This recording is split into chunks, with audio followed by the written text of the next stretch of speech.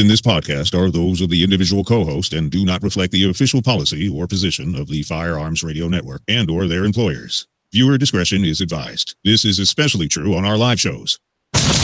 Broadcast for shooters, hunters, and gun enthusiasts. This is the Firearms Radio Network.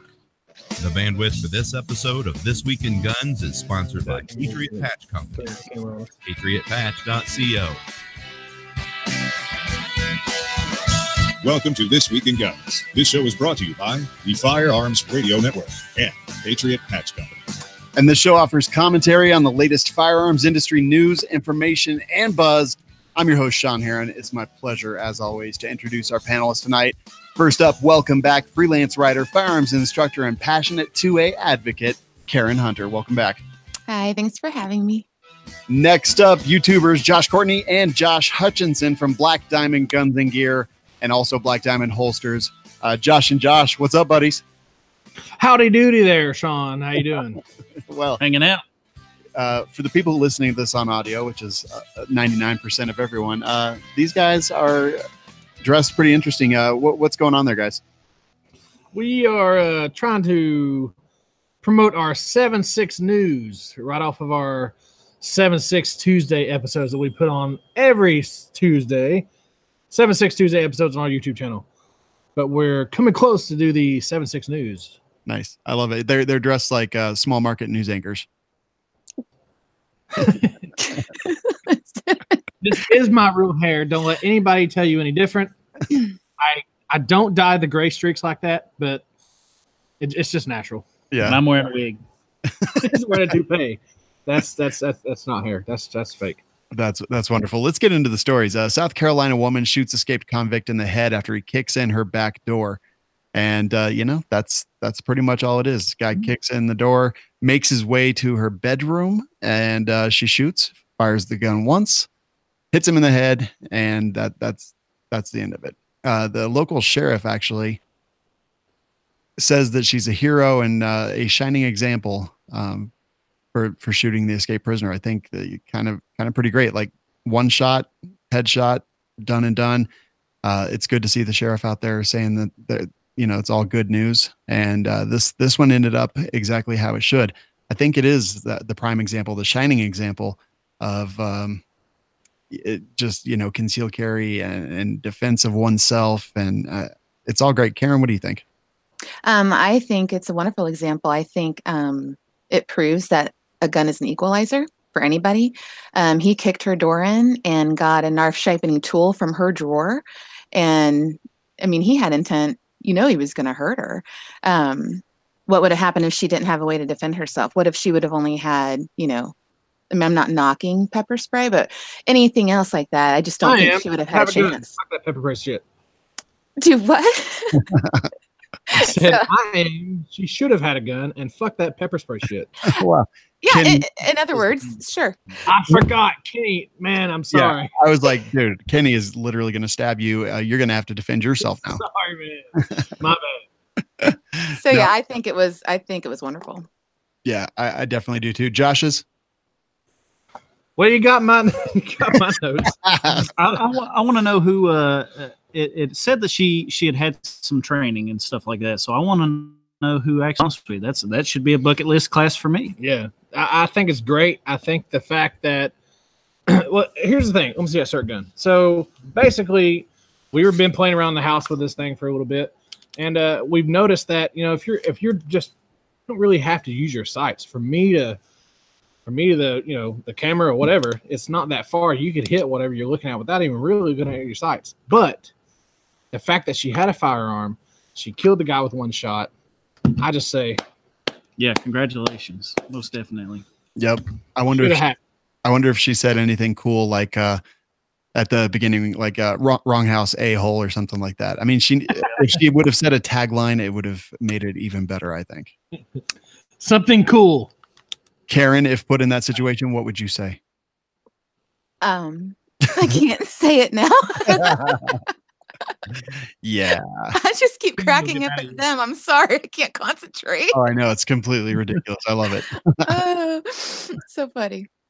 Next story. Study finds that prudent concealed carry laws have no bearing on violent crime. This comes to us from journalacs.org, which is the Journal of the American College of Surgeons. There's interesting things to unpack there, but the study design said data on violent crime and homicide rates were collected from U.S. Department of Justice Uniform Crime Reporting Program, which we see pretty often.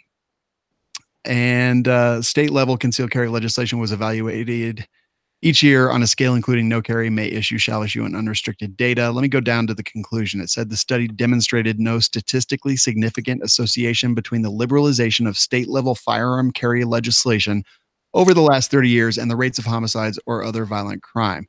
Policy efforts aimed at injury prevention and the reduction of firearm-related violence should likely investigate other targets for potential intervention. And I think that's the interesting thing there. Josh, is this a surprise to you? Nope. I think that it's actually exactly what I would think would happen. I mean, it's just, I don't think you can explain it any better than what the article did, honestly. Yeah, and this is pretty much the report. Now, Karen, what do you think? I think, yeah, duh. No, I'm just kidding. But it just proves that more laws for law-abiding citizens make zero sense because the bad guys are still going to always have the guns, and giving everybody else more laws isn't going to make a difference. So they do nothing. I want to rant on these and stuff like that, but we got a lot of ones in here about, people carrying and stuff like that. So I'm trying to hold off till we get to some of these other ones. But man, yeah. So one thing I kind of thought was interesting is I read it the same way you guys did, where it's not really surprising that there's no statistically significant association. But also, I wonder if this is kind of prepping for the other direction. They're saying that regardless of what the concealed carry legislation, nothing really changes as far as homicide. So the more we add, it's not increasing homicide, so it can't be a bad thing, right? So I always try to look at it from both perspectives, and I just wonder if they're trying to prep us for something else coming. Well, that would really suck because it's not true. Yeah. I mean, yeah. The more they add, nothing has helped. So you might as well keep adding more. Like I can see how they could. I see how they could think that, but we should have the means and whether it be NRA or GOA or whatever to fight what we're trying to get through and basically not let them add anymore, or maybe possibly even maybe we should try to take some away. I don't know if that's a possibility or not. Yeah, I don't know either. Hey, Josh, can you take that cert away from other Josh so he'll quit clicking it? Thank you. All right. But I wonder how public is this? Like how this survey that they did, how out there is that? Or is that something they're not going to publicize? You know how some things just don't get publicized very often? Yeah, for sure. So I am unable to see the entire report. It looks like you can buy access for $36. So, I mean, it's open to the public. But yeah, I did not purchase it. I just read the background study design results and conclusions that was listed. But yeah, I am definitely curious. Maybe I will buy it and just kind of see what's going down in the details. Next story. School deputy in Florida takes down woman with a gun. Sounds a little bit like, when I first read that, I was like, huh, interesting. I didn't hear anything about this. Well, it didn't shoot the person. Just basically, here's what happened. Two kids got in a fight at a school. This was a friend of one of the kids, a family friend of one of the kids, threatened one of the boys saying she was going to get a gun and shoot him. She goes out to her car, grabs a gun, puts it in her pocket. School resource officer sees this kind of going down, immediately draws his gun, orders her to the ground, takes the gun away from her. And turns out the gun was stolen. Didn't look, who knows what was about to happen, but school resource officer definitely on the ball, saw something, did something, and who knows what was prevented. Karen, what do you think? I think people are crazy. I mean, she said, like, what was she, like 20 something, I think? Yeah. And she tells the boy, I'm going to shoot you. I mean, and then she goes to the car to get it, puts it in her pocket. It's stolen. And then she's already had other charges against her. But then after they, he got her, and then she didn't show up for her court date either. So I don't know. People are crazy. Refused to go to her court date. I thought that was kind of interesting. But I think it's really cool that they had the police resource officer, because she's that crazy. She probably would have gone in and shot that kid. So luckily they had somebody there like that to stop that, because I mean, she said it, she put it in her pocket, she was headed back in, she probably would have done it. So yep, totally agree. Josh? You want to take it? So she was 20 years old, right? Yeah, 20. I mean, I would be mad too if I was a 4-year senior. She wasn't a student there, actually. Oh, she was not a student. Okay, No. well, Which makes it even weirder. conclusions. Well, the thing is, like, good job on that officer or resource officer, whatever you want to call it. They are regular officers, right? I'm pretty sure. Yeah. Yeah. But good job on that guy. You know, I'm sure with stuff that's went down in the last little bit, he probably tensions are really high. So I mean, him seeing something like that happen, I mean, obviously you got to think the worst, right? So good job on that guy taking her down, and without especially incident. eliminating, what was about to happen. Yeah, I agree with that. I mean, like she said, Karen said, never know. Totally agree. Next story is an interesting one and good for the federal agents here, but they arrested 2 in Ohio for plotting terror attacks. So I was reading through the charges. Basically, one was a 21-year-old guy charged with 1 count of attempting to provide support for ISIS. Basically, threatened a synagogue, met with an undercover agent, wrote down the name and address of the synagogue where the attack was to occur, and then purchased rifles for the attack. They both met at a location. Clearly, this is an undercover agent, where the individual took the black duffel bag carrying 2 rifles. He was then arrested, according to federal authorities. The other one was a 23-year-old woman, and she basically bought a bunch of black powder and 655 screws of various sizes, and she was going to make a bomb. So undercover stuff, good stuff. Good job by the feds for taking these people down. What do you think, Josh? I didn't even know that ISIS was still a thing, to be honest with you. Apparently. I thought that Mad Dog eliminated that. Yeah, give him time.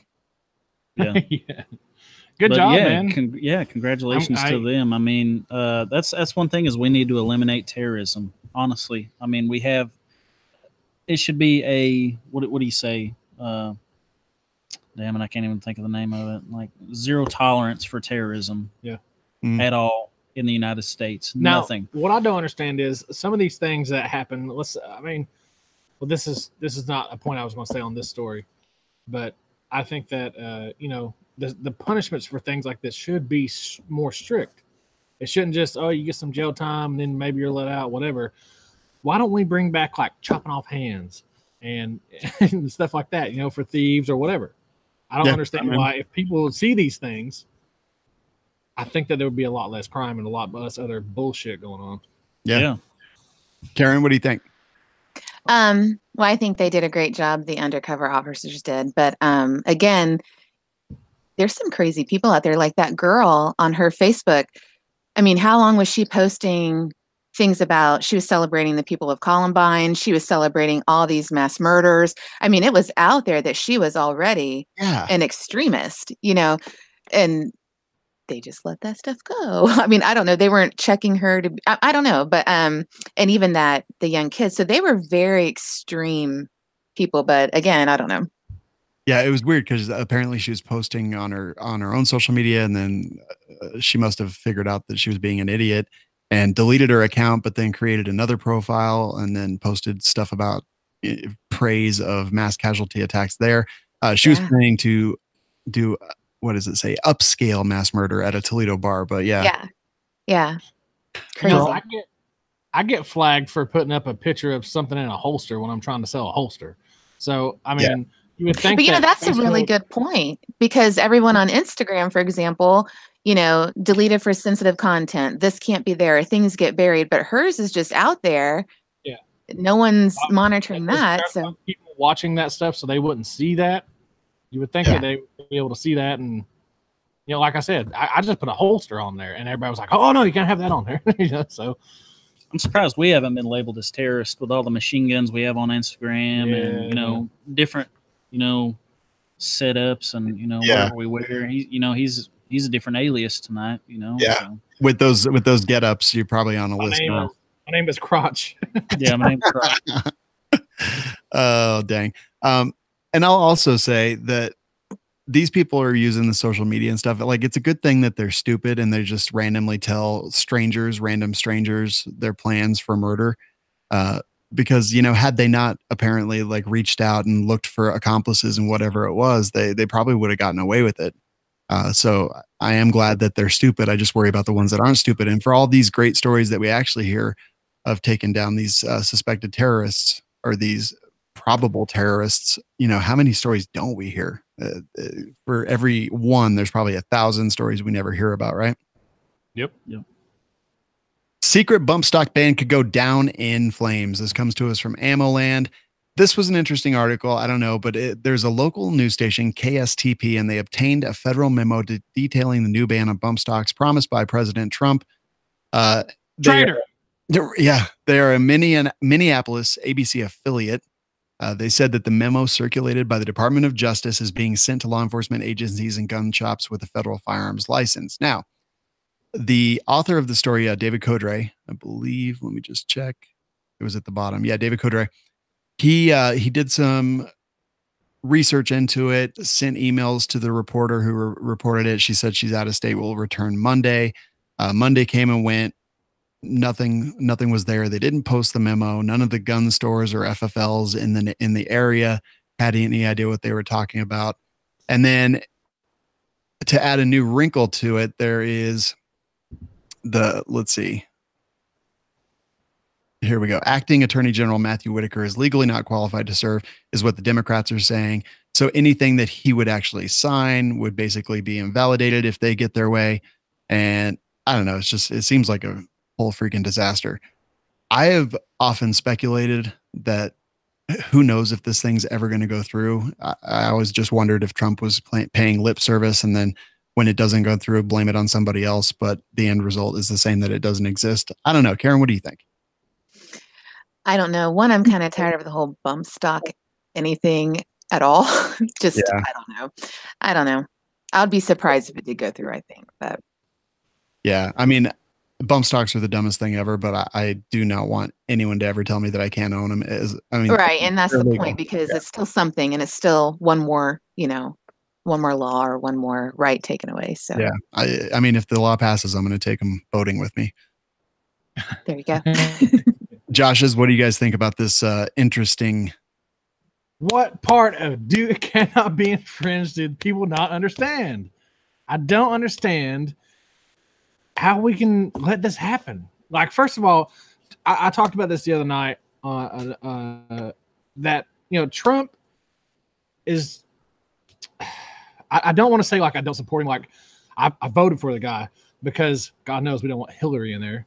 But the thing is that he never was a gun guy. You know what I'm saying? Like, he never really, I'm sure, I don't even know if he owned any guns, to be honest with you. I think he owned like a 38 special. And Jesse James just made him a 45. Oh, yeah, but is it really? Yeah, but I mean, gun? Yeah. Well, anyway, so he's never really been a gun guy. If he was a gun guy, he would be like us. You know what I'm saying? And everybody listening here, he would be like us. But he's not. Basically, what happened was he was never even Republican until he became, to the nominee or whatever. He was Democrat his whole entire life.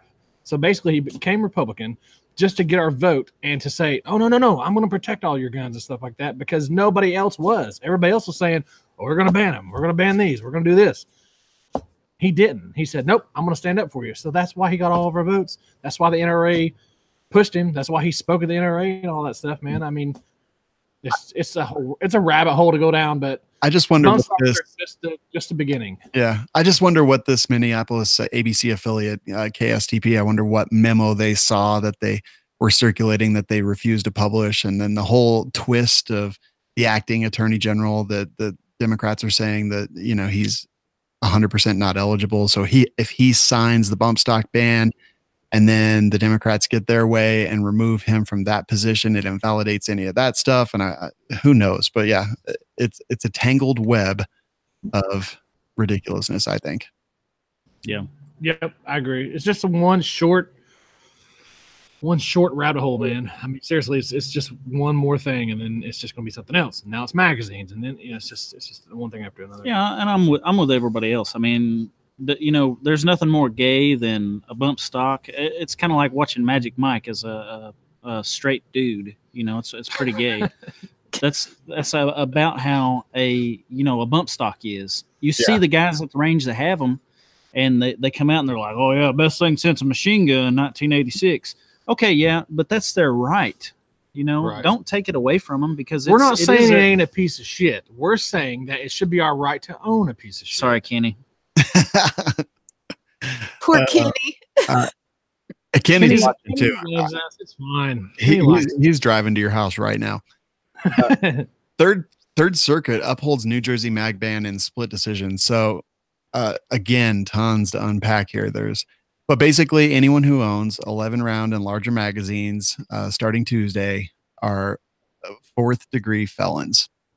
4th degree felony for owning those. No grandfather clause, no nothing, just 100% felons, which is just awful. Ridiculous. There was one dissent that I thought was very interesting. Judge Stefanos Bibas was a panel judge who voted against the ban. He argued that the ruling treats the Second Amendment as protecting second class rights unequal with other rights. The Second Amendment is an equal part of the Bill of Rights. We must treat the right to keep and bear arms like other enumerated rights. As the Supreme Court insisted in Heller, we may not water it down and balance it away with our own sense of wise policy. And this really comes down to the way that the Supreme Court, whether it's what's the terminology, strict or intermediate scrutiny, which, I mean, there's so much to understand in this, but here's the part that's really important. People in New Jersey just got completely 100% screwed. And there's no other way to say it. And this is the Third Circuit. So, I mean, this has the opportunity to be taken to the Supreme Court, and then the Supreme Court will decide whether they're going to rule on it. And Karen, what do you think about New Jersey? I think it's awful. And I think that because this type of thing is happening, we're like this close to some type of an uprising, because I don't think people are going to take this. It's ridiculous. I mean, I think about what I have, and if I live there, I mean, it's awful. Yeah. I was literally just going through a bin of magazines that I have in our studio, and it was right after I had read this story, and I was just like, geez, man, like a 4th degree felony. And I'm not 100% sure how the federal law works, but if you're a felon, do you lose your gun rights? I believe so. Yeah. I thought so too. If you're convicted of a felony, I thought that. Yeah. I'm pretty sure I heard it's 18 months per magazine. Plus $10,000 in fines. Plus 10,000. Yeah. That's ridiculous, man. Wrong. That's crazy. The fact that we're letting this pass is ridiculous. Yeah. Go ahead, Karen. I think there's a whole you have your people that are pro gun, and you have your anti-gun. But I think there's a whole group in between that, like I think of my mom. She's not exactly a gun person, but she's not against them, but she also doesn't really understand them. So she hears certain things and she's like, well, I don't think that's so bad. Why would you need more than 10? And they don't understand the point. So I think that there's a huge need to educate those middle ground people so that they understand it's not about what's needed or what's not needed, that it goes deeper than that. And it's, how it affects all of our rights. And then by passing this or letting this happen, eventually we won't have anything. And that's what they're going for. So I think there's a huge need for education for people like that. Yeah. That can help us fight against stuff like this. Agreed. Josh, is anything to wrap up on this one? Well, it's kind of like what Karen was just saying. Once you inch into it, you eventually take everything. And we're going to look at, right. Me and Josh actually had the same discussion about, Nazi Germany earlier. Once they take everything, then they take all of your rights. Then, you're basically sitting in a concentration camp. We know that that's an extreme. Like, I mean, that's not funny. I'm not laughing at that. But the fact that that's really extreme. But if you think about it, that's how it started. Once they take your way to fight back against them, like if they're coming into my house trying to take whatever, let's just say a regular thief. He's coming into my house to take whatever. Well, I have a shotgun or whatever gun you want to have, pointed at his face and say, no, you're not taking it because I'm going to blow your head off if you come in the door or whatever. You can't do that if you don't have any firearms. So then you're just like, yeah, come on in. Take whatever you want. It's fine. Come on in. Can't beat you with a wooden spoon, And they're already talking about going door to door like showing up at your door to get your magazines and everybody always talks about like, oh, the cops won't do that. The army won't do that. You know, they won't come door to door to get their things or get your things and stuff like that. Some of them will. Shit, it already happened in Maryland. A guy already died over that. Yeah. I mean, I would say I don't have any. Right. How can you, you know? But that was over at red flag law or whatever. But still, I was going to say. The point is that they came to the door and tried to take him. And he said no, and he died for it. Well, I mean, he had a gun in his hand, and, you know, it's generally a bad idea to argue with police with a gun in your hand. I'm not saying that this wasn't a terrible situation and that he did not deserve to die, but I'm not saying I'm against the police or anything. Like, I'm not, but people are always saying that, oh, they won't do that. They won't come to your door, stuff like that. But the thing is, these guys have a job. They got to pay the bills just like everybody else does. If they get orders, they're going to follow through with them. Period. Yeah, I think a lot of them will, and this is how you crumble something. Is you take it piece by piece by piece by piece until there's nothing left. And there's a lot of this stuff in these news stories tonight. Just a lot of this kind of same taking a brick at a time until the building crumbles. The thing is, though, is that they will. They probably come to the door. But I forgot what my point was, and I can't think about it anymore. Well, I'd like to make a point. I see you guys, you're sitting there. You have this really wide camera angle, and you guys are sitting uncomfortably close, which is only weird because the other Josh was just talking about Magic Mike, and now I'm seeing you guys like shoulder to shoulder, even though clearly you have a ton of room. Yeah, this actually is a big area. Yeah, and you're like sitting in his lap. I'm not. Well, I'm just talking. I'll be over here. No, but the computer's really, really low, so I gotta be close to here. All right. We're not wearing headphones like everybody else. And we do have baby oil in the studio. We do. That is true. That I saw that video. Boulder residents must certify their assault rifles or face repercussions. This is just a few hours north of where I sit right now.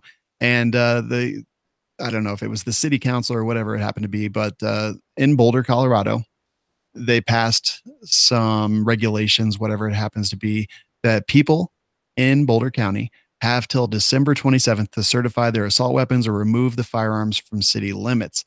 Now, what does that mean? What does certify their assault weapons? Well, first off, we all know that assault weapons is a made-up term, but to certify them, they basically have to go to the police station, give them name, address, serial number, make and model.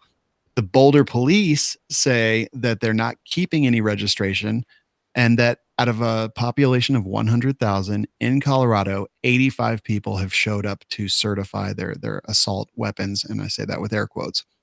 So 85 out of 100,000 people, and some of them are actually duplicates because a husband and wife came in and certified both for the same firearm.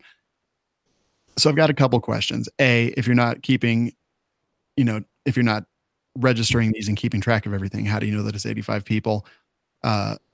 And I think this is a great example of people just not putting up with the nonsense anymore. Karen, what do you think?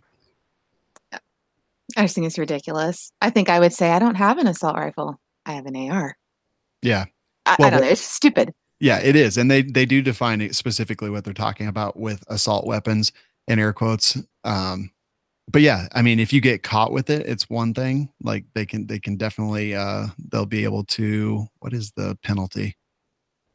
I don't recall what the penalty is. I'll have to look that up again. But yeah, I mean, if you're driving to the range or something, or you get pulled over for a speeding ticket with that in the car, it's just it's bad. It's awful. It's turning law-abiding citizens that did something completely 100% legal, which is still legal, and turning them into the criminals. Josh, what do you think? So if they're not keeping a registry of these, and you're going up and you do certify it, say it's an uncertified one, what are they going to check a database? Oh, well, you didn't certify this one. Well, I thought you weren't keeping it as a registry. Yeah. So then how would they know? And you get a certificate that you take home that shows that you certified it. And then anytime you have it, if you were to get pulled over, it's like a tax stamp, basically. Kinda. Yeah. Yeah. It's so basically the way I see this is they want to know who has what. So when they can come and get it, they can. See, basically what I would do is I would take my buddy's certificate, whatever you want to call it, and just Photoshop it and be like, oh yeah, this is my rifle. You guys certified it. Yeah. I totally, and here's what I don't understand. Like there's no proof or evidence or whatever. So what if you go and you get your certificate and then you lose it, or, you know, you have a flood and it gets ruined or something like that. And then the grandfather period has passed. So basically now you're just sitting there with an illegal firearm, according to Boulder County. And the whole thing just seems nonsensical to me. I don't understand what value it provides. And if they're not keeping track of who certifies those, then what value do they even get out of it at all? I mean, I can't think of anything that they actually get out of it. They want to be able to come get them if they can. So but if they don't keep track of addresses or anything, how would they even know what to go get? I thought you said they just did. They put in their address and everything. Yeah, but you take that home with you and they keep no record. Oh, they're just not keeping any record. Well, maybe they're not keeping any records of it. So what record are they keeping where they knew there was 85? They say it's a hand tally where they're just making, you know, chicken scratch as people walk in and do it. Bullshit. I know. And I just got corrected by Alex. It's Boulder City Council. So Boulder City limits, not Boulder County, but population 100,000. You're doing something really weird. Yeah, I know. I saw that. I was like, I don't know what's happening right now. It looked like you were strobe dancing. It did. That was very cool. I don't know. I just don't understand what value it has. So I always immediately go to nefarious reasons and wonder what they're doing. What part of cannot be infringed they not understand? We're gonna pound that in for the rest of the night. Yep. I agree. Next story, California deputy killed in Thousand Oaks massacre, was killed by friendly fire. So this is one of those that happened. There was an officer that pretty much immediately engaged the mass killer, and he was actually struck by 5 rounds from the gunman. But the problem is the one that actually killed him was friendly fire from a fellow law enforcement officer. They just that one actually hit him in the heart. That was the fatal round. And it's kind of one of those things that I always worry about, mass casualty, mass killer situations. You never know where these bullets are going to be flying, and people, you know, we get so threat focused on the thing that's directly in front of us and the gun, and we forget to, you know, look at our target and what lies behind it. And, you know, in this case, there was that friendly fire. The guy is the officer that fired that shot is on administrative leave. Clearly, they're not blaming him. It's just a bad situation. Karen, what do you think? I think it's really sad, especially, you know, for the families and the officer that, you know, had the fatal shot. But I think that, you know, like you said, you need to know your target foreground, your target background. And when you're in a situation like that, everything changes. You don't rise to the occasion. You're going to sink to your worst level of training. And the sad thing about our police forces, they do not get the training that they need. Like if you look up like the amount of training they're required to have, it is very, very minimal. And that's one of the things that needs to get better, I think, in our country. The budgets for training, a lot of the police officers have to finance their own training sometimes, because where I was just at training for the shoot house training, their budget for the entire year was $2,300 for the entire force. So anything outside of that, the police officers had to pay for themselves, and they don't necessarily make, you know, a lot of money. They have families. So I don't think it's like an on purpose thing that they don't go get the training, but obviously, you know, it's needed. I mean, do you see what I'm saying? Yeah, 100%. They're just not getting, I think, what they need. So it's sad. Yeah. And it's funny. I was putting these thoughts together actually today for a local reporter. And I was like, you know, when everything's great. You can go and you can train and you can think about all this stuff, and you can be the most dialed in person in the universe. But when someone is shooting at you and you are trying to eliminate that threat, whatever it happens to be, like, so much goes out the window. And you're 100% right. Training, so that we degrade, you know, those skills, and we have a good base to degrade too. But even then, when someone's shooting at you, like I was just watching, I found a YouTube channel called Police Encounters, and it's basically deadly force encounters, and just shows body cam video and things like that. And I was watching them, and one of the things I was struck by is just how quickly things happen. how quickly the officer has to, draw, fire, take cover. And we're talking these deadly force encounters are happening from like a foot or two away. And the chances of rounds going astray are like pretty much 100%. I don't think there's any answer there. But yeah, I mean, they have to train and try to take some of this stuff out of the equation. Josh, yeah, they need more range time. Yeah, definitely. I mean, 100%. Yeah, it's valuable no matter what. Josh, what do you guys think? I watch a couple of the YouTube channels like you're talking about, like the Police Network and all kinds of other ones.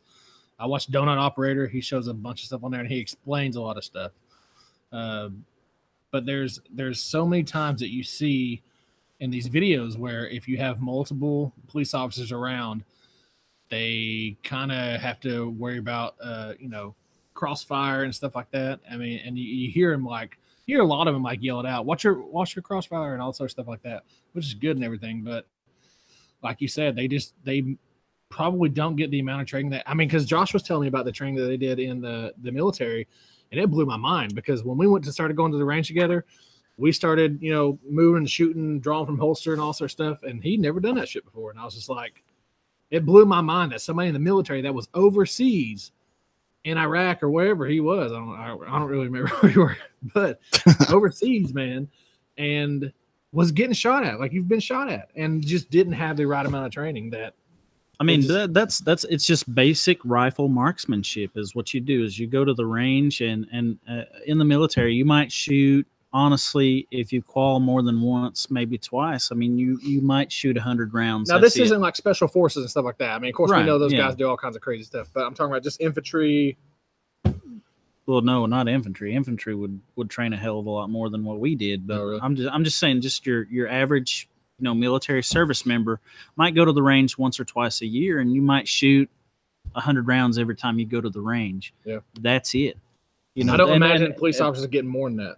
Yeah, not really. I mean, because, depending on departments, like she said, I mean, there's, a $2,300 budget for a whole department. And that's even here. That's in Blount County. I mean, they don't get much range time either. Yeah. I think the most range time they get is when they're in police academy. Yeah. By the way, we live in Blount County. Yeah, Blount. Lount. Now the hair makes sense. Hey, Josh, get closer to the mic. Me? First I made fun of you, now you have to. But so yeah, that being said, it's just crazy. I mean, you gotta think about it. James Yeager's class. We just went and did that like it was this year. Anyway, it's like $650 class. No, wait, how much was? I can't remember, to be honest. It was like, I think it was around $600, $650. Makes sense. For a 2-day class. I mean, so you can imagine like how much $2,300 for the whole department. I mean, I'm sure they may get a good deal like on somebody that's giving classes and stuff, but I mean, they're expensive. $2,300, that's nothing. That's nothing when you consider the ammunition, and those training budgets cover the training, the range time, the ammunition involved. Those 2-day classes, you got to bring 1,000 rounds. Yeah. Especially, I mean, depending on the department. I mean, if a department is shooting 40 caliber, I mean, holy cow! How can they even afford to shoot 40? Have you priced 40 here recently? But what I was going to ask was, I know in the article, or if that's what it called. Anyway, in the article, it didn't say how they found out that bullet came from a sheriff, and I was wondering how they actually found that out. My guess is the ballistics. Yeah, I mean, I don't know. CSIs enhance. But yeah, I'm sure they take every single round and make sure that it matches the firearm ballistically, the lands and the grooves on the actual projectile and all that stuff, and figured out which gun it came from, and then we're able to identify which cop it was. Yeah, sucks, man. It's a crappy situation. It's sad. Yeah, it's something we need to talk about. Yep. Georgia restaurant employee shoots at dine and ditch customer. So this one is just crazy. This is a China cafeteria in Decatur. Customer goes in, and this place is known for its cheap food. It's like under $5 for lunch or whatever. Yeah, $4.99 house special and a $3.50 lunch special. So goes in, apparently tries to pay with an invalid credit card. The employee realizes what happened. Him and his coworker go outside to confront the customer. Then goes back in, gets a gun, comes out, shoots the customer. The other guy that was out there, the other employee, got shot as well. The customer's in critical condition. The injured employee is in stable condition, all over a dinner or whatever that was under $5. Karen, have you ever eaten a $5 dinner? The Chinese buffet. Yeah, that's what I'm talking about. People are crazy. Like, I don't know. You're going to kill somebody over $5. $5. I don't know. Even if it was, I don't care how much it was. Just, I don't know. I have no words. Go ahead.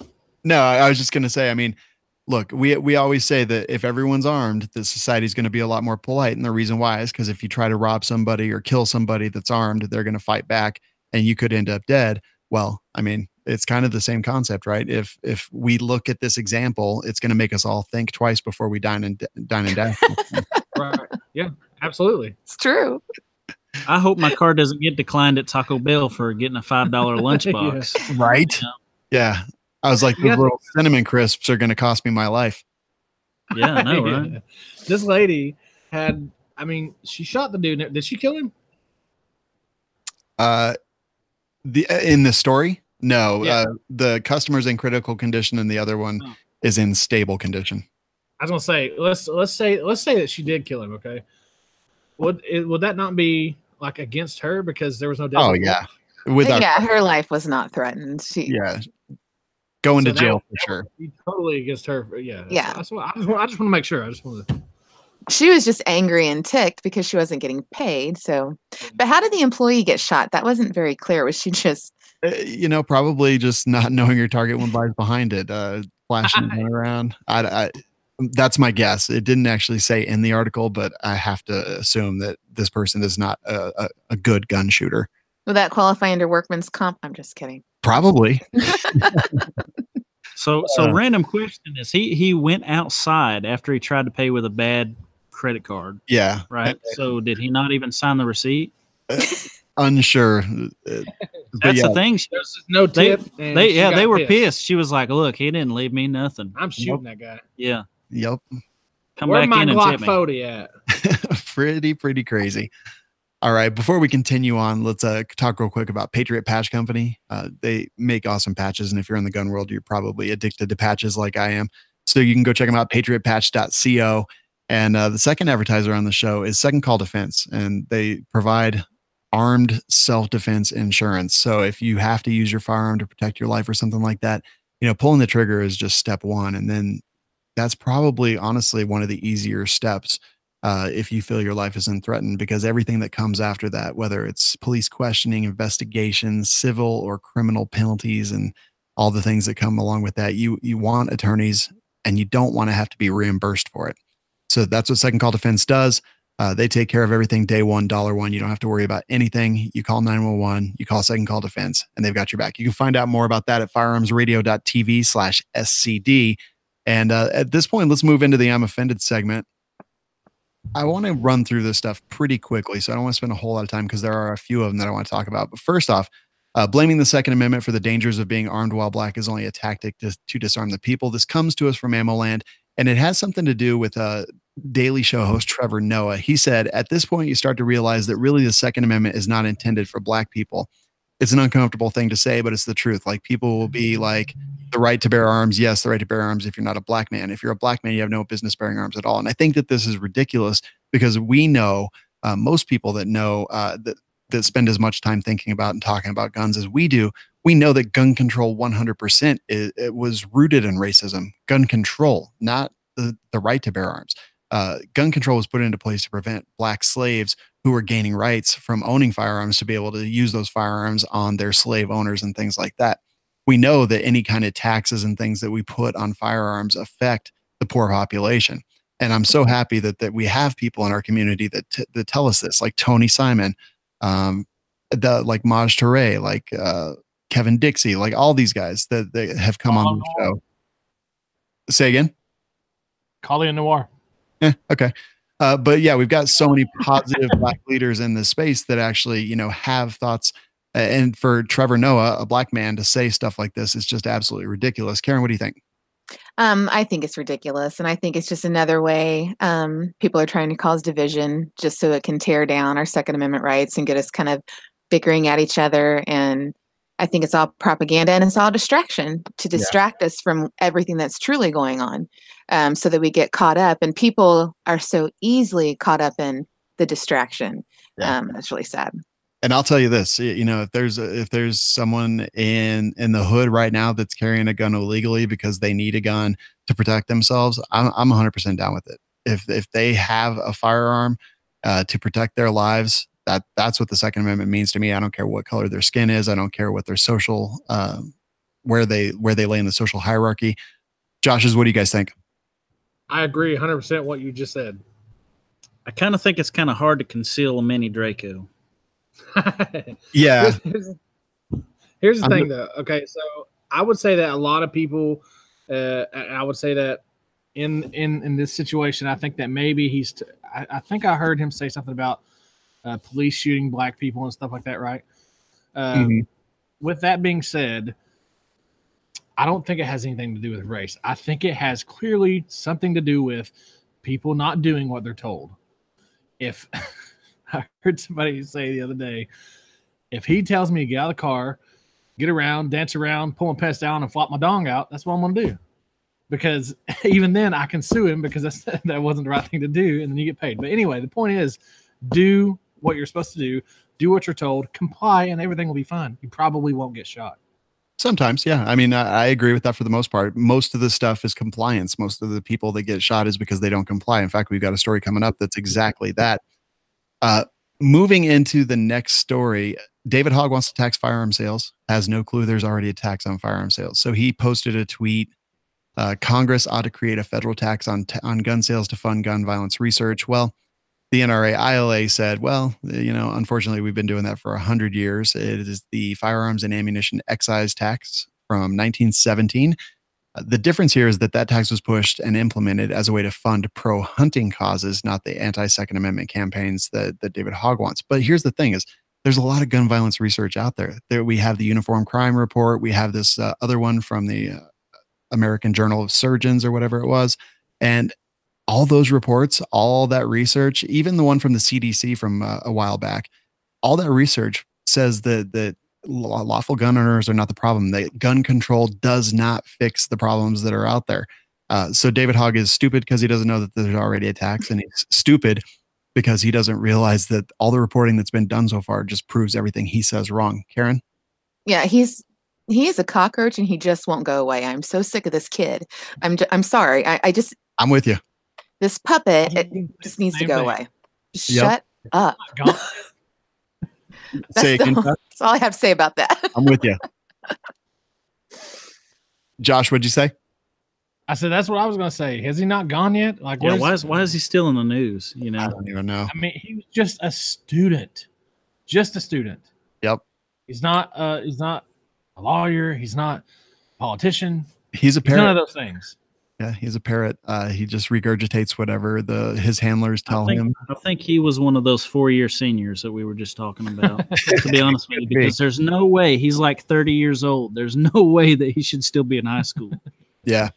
And then there's 3 other stories that I'm going to briefly mention and then go to you guys for the comments. Parkland parents are livid after students are given an assignment on the Parkland murderer. And this one is pretty crazy. They have every reason to be upset, in my opinion. But then again, who actually knows? Students at Coral Glades High School were given an assignment in which they were asked if Marjorie Stoneman's shooter deserved to die for what he did. Talk about a teacher that just doesn't have any kind of, I don't know, I can't even think of the word that I'm looking for. Just any kind of, the story irritates me so much I can't even think of the right words. So that's the first one. The next one that I want to mention is New York Senate bill would require gun owners to have $1 million in liability insurance. And the third, we'll talk about separately. So, Josh, I'll go to you first. Parkland parents are livid, and New York Senate wants gun owners to have $1 million in liability insurance. Well, first of all, Parkland parents should be livid because that's a really, really dumb assignment. Mm-hmm. Second of all, I'm okay with gun owners having not having to have, but probably a good idea to have some kind of insurance. Like you said, second call defense or anything like that. There's a lot of stuff out there, so I agree with that. They should have those. And what was the other thing? Those are the two, but I will say that it's not like I'm doing the strobe thing again. Can you guys hear me? You're dancing. Yeah. Yeah. So it's not just that, it's not that self-defense insurance. It's actually $1 million of liability insurance, like NRA instructors are required to carry for a lot of the ranges. So it's liability insurance. It costs about $380 a year for that.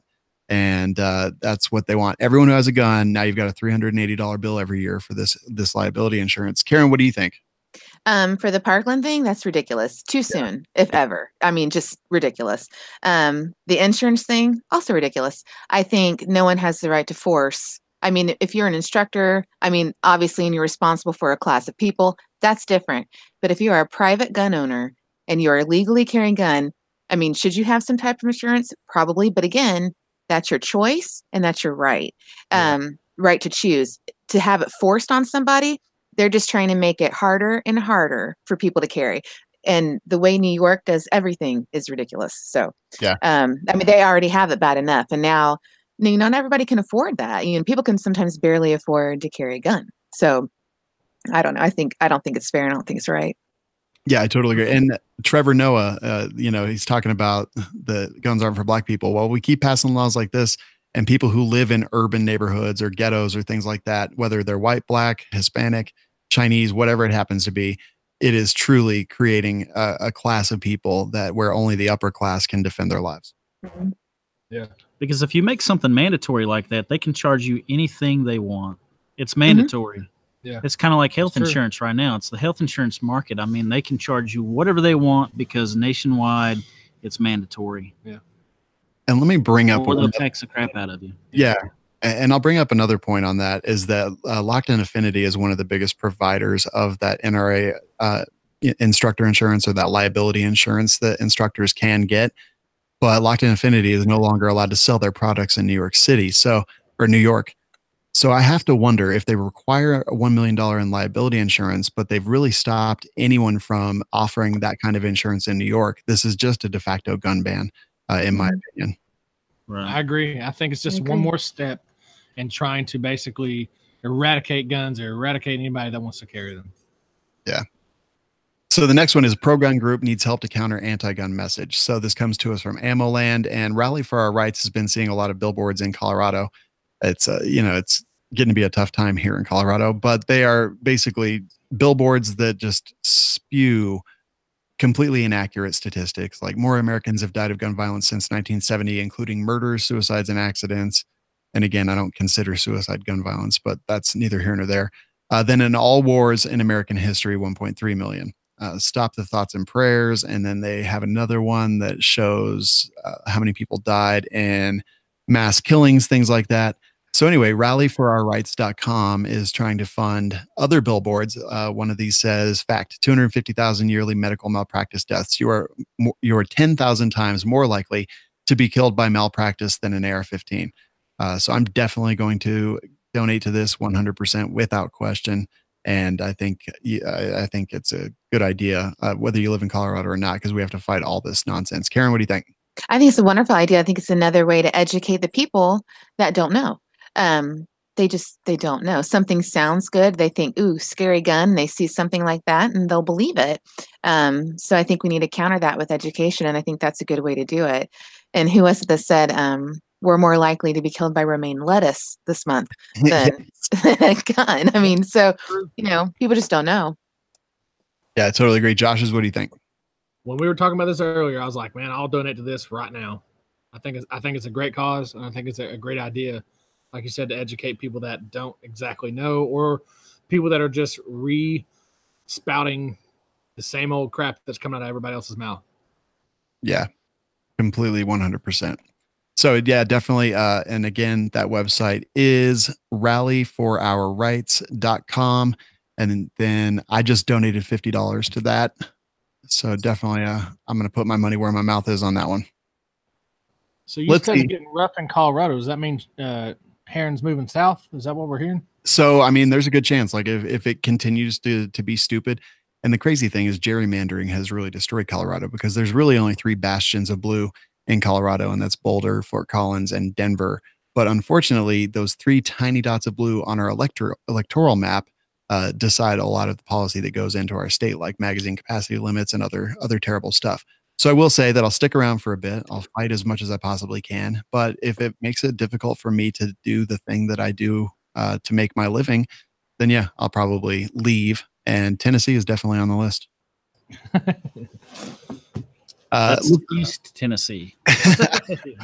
Let's move into the full auto news segment. Other just crazy stories. Now, Karen, you had one you wanted to talk about. I do. I thought this was so funny. So, yeah, I saw this. And I was like, dang it. I can't even get through this. This is really funny. But they did a study in Italy that PFC, which is a chemical found in teflon and fast food wrappers, actually makes the male genitalia smaller. I'm not going to say it, but the male body part, their package is smaller. Somebody else needs, where's Kenny? Maybe slap those two.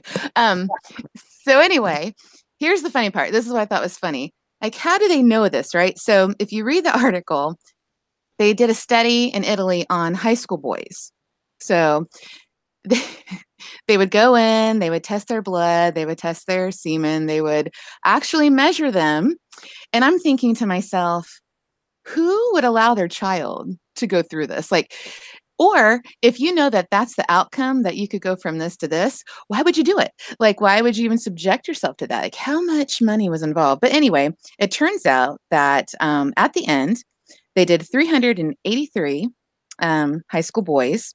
And at the end of this trial, the ones who had the Teflon or the PFC that was in the Teflon skillets or fast food wrappers were a good inch smaller than the boys who did not have it. Wow. Well, I eat a lot of McDonald's, so if that tells you anything. Well, it's too late for you because you're already grown. So I was like, there's no going back. I'm going to go buy all cast iron right now. Damn it, it's too late. It's too late. Clearly, I ate from a lot of Teflon when I was growing up. Just so crazy. But who does that? Like, who? I don't know. It is do that kind of interesting. Yeah, I'm glad they do it. So now, if I ever get the ability to go back in time, I'll just get rid of all the pans. Ridiculous. Can you imagine what vaping is going to be doing in the next 30 years? What they're going to find out? I think there'll be a lot more people watching Magic Mike. All right. So the story that I picked is Lyons, Colorado. Colorado man shoots himself during DUI traffic stop. So this is in Boulder County, and the sheriff's deputies pull him over, get his registration, driver's license, insurance, all that, go back. After a couple minutes, they notice that he's moving around in the truck or whatever. They're like, oh, what's he doing? So they go back up there. The guy has a handgun, puts it to his head. They try to talk him out of it. He completely ignores them, doesn't say a word, doesn't respond to them in any way, shape, or form, gets out of the vehicle, and eventually, after a couple minutes, kills himself. They try to help medically to provide medical aid, but they just can't, and there's nothing that they can do.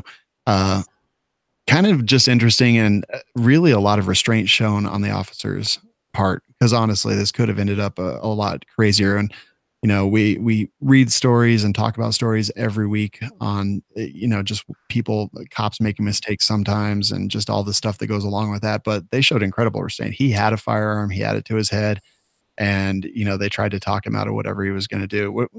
Karen, what do you think?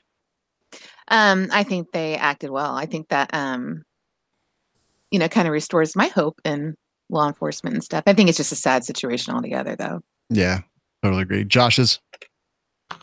What was it now? Despite being good at their job and doing what they were supposed to do, it's too bad, but some people get hard up, man, and they really don't want to go to jail, or they really don't want to have that charge. And who knows where he could have been at in his life at that moment. It's just sad that he had to come to that when he could have learned from his mistake and actually did something about it, but instead he just decided to end it there. Kind of sucks. Yeah. And a lot of people, that's how they think, is they're going to end it on their terms. Yeah, true. Why spend the rest of your life in jail, or or may have been his third offense or whatever, and he's would have had his license taken away, or we don't know, Yep, totally 100% agree. Who knows? But those cops definitely acted very, I don't know, with a lot of restraint, which I think is pretty great. Yeah. That'll do it for the stories, guys. Before we go, I want to hear what everyone's been up to. Karen, what have you been up to? What trips you have coming up? Articles? I constantly see your name everywhere. So what have you been doing? I'm writing all the time. And I just went to, gosh, where did I just go? Oh, I just went to Arizona. Everything becomes a blur. So I got to shoot Fred Saw, so that was really exciting. And I got another certification in advanced defensive handgun. And now I'm gearing up for SHOT, so that'll be big. So that's always a exhausting time, but fun. It's really good. What's your favorite part of SHOT Show?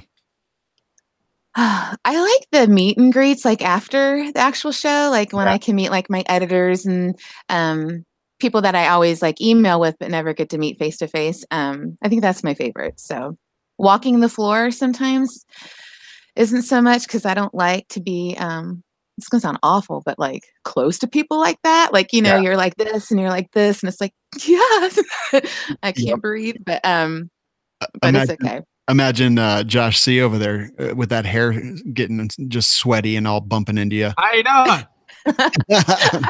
Am I clear for you? That might be the way to go. Put that on and try to get through. But exactly. Karen, where can people find all the stuff you do online? LinkedIn, Instagram, Facebook, and Twitter. Kale Hunter 42. All right. Very cool. Thank you so much for being here. Thank you for having me. Josh's, how about you guys? What have you been up to? What's coming up? Where can people find you? We just did a shoot this past weekend with Opie and the Smokies. It was his ugly Christmas sweater. Ugly sweaty shoot is what it was. So we actually did that here recently. We've been on the We Like Shooting show, and got to hang out with Sean and got to be in Ballistic Magazine and just doing all kinds of cool stuff, man. Yeah, very, very cool. And you've got video coming out very soon that this ridiculous getup that you're wearing is. We got some cameos in the videos there. People that you may or may not know, which you probably don't know. Bunch of jack wagons. Yeah. So, true. But we got the new gig of newscasters, and so we're gonna try that out and see how that works. All right, awesome. I love it. And remind us where we can find you online. Black Diamond Guns and Gear on YouTube. We are on there every Tuesday with a 7/6 Tuesday episode. But then throughout the week, we put up a bunch of stuff with gear and all kinds of other stuff like that too. So you can check us out on Black Diamond Guns and Gear YouTube, and also Black Diamond Guns and Gear on Instagram and Facebook. Very, very cool. Thanks to all of you for being here with us, and thanks to everyone who watches and listens. We really do appreciate you very, very much. Leave us a review in iTunes. You can find it. Just search for This Week in Guns in iTunes. It is there. It is everywhere. Don't forget to check out the Patriot Patch Company and go to firearmsradio.tv/SCD to find out about self-defense insurance from Second Call Defense. This week is expertly produced and edited and posted by Kenny Ortega and is a production of the Firearms Radio Network. And I'll talk to you all next week.